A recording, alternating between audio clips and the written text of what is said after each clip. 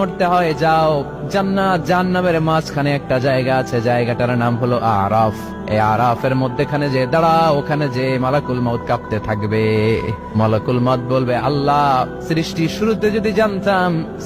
শুরুতে যদি জানতাম সবাইকে মৃত্যুদান করার পরে, রূহ কবজ করার পরে আমাকেও মরতে হবে, তাহলে এই কঠিন দায়িত্বের ব্যাপারে আপনার কাছে ক্ষমা চাইতাম। আজকে আমারও যে ভাগ্য বরণ করে নিতে হবে সৃষ্টির শুরুতে, আমি এটা কল্পনাই করতে পারি নাই। আল্লাহ বলবেন, নো টক, মুত ইয়া মালাকুল মউত, মরে যা, মরে যাও।